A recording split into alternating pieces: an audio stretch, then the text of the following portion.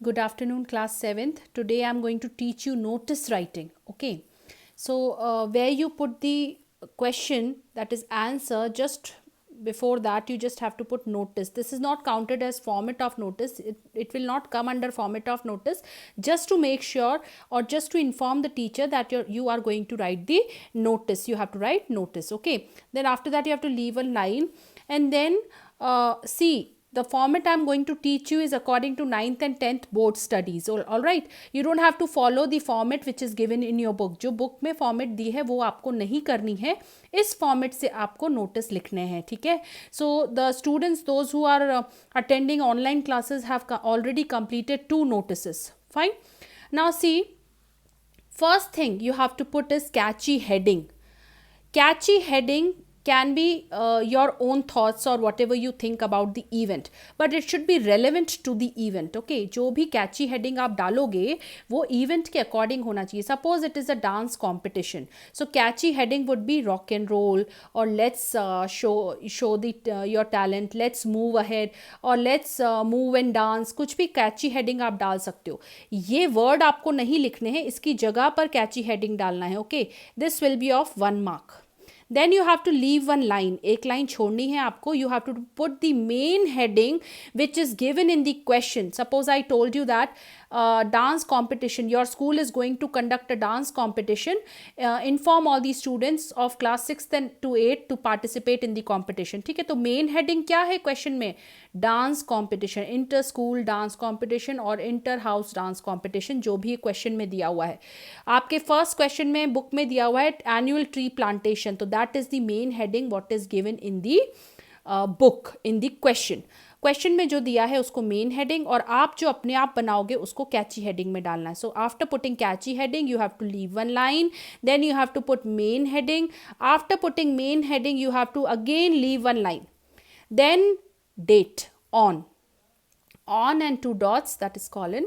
Then you will write the date format in this manner only. यही date format आपका letter में चलता है, और this date format only you will use in notice also. So 30th, 30 and this th is very important. If this th is missing, then you will lose marks. Suppose it is first, st, okay, second, nd, third, rd. So 30th th, August पूरा लिखना है, AUG लिख कर आप नहीं छोड़ सकते हो. ठीक है. Then this comma is must and 2020 पूरा होना चाहिए. Now listen to me very carefully. जिस दिन आप नोटिस बना रहे हो उसी दिन इवेंट थोड़ी हो जाएगी, उसकी 10 दिन या 15 दिन आगे होगी ना इवेंट. तो जो जिस दिन इवेंट होनी है वो वाली डेट यहाँ पर आती है. Suppose today is 22nd of August and I am drafting the notice today.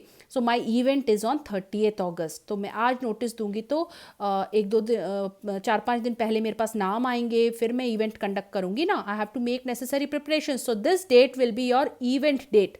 जिस दिन नोटिस लिख रहे हो उसी दिन की डेट नहीं आएगी, 10 दिन आगे की date. Okay.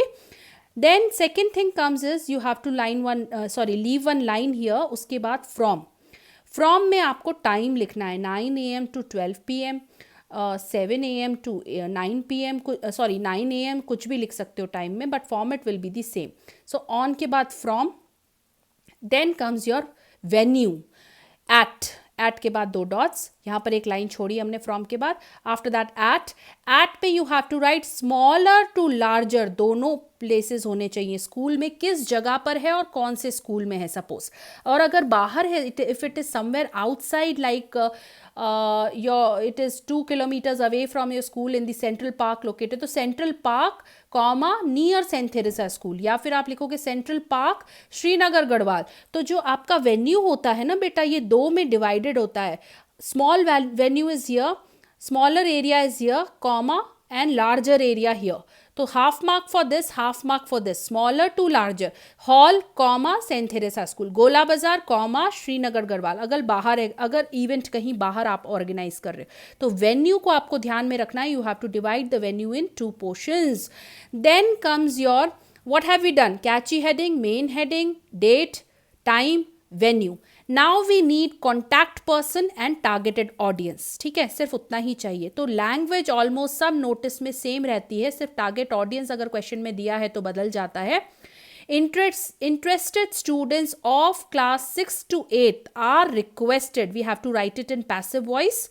Interested students of class 6 to 8, ये आपका टारगेटेड ऑडियंस है. अगर क्वेश्चन में कोई और क्लासेस दी हुई है या क्वेश्चन में कोई और लोकेलिटी दी हुई है, रेसिडेंस ऑफ किसी प्लेस के दिए हुए, तो वो आ जाएंगे यहाँ पे. Are requested to give their names to contact person.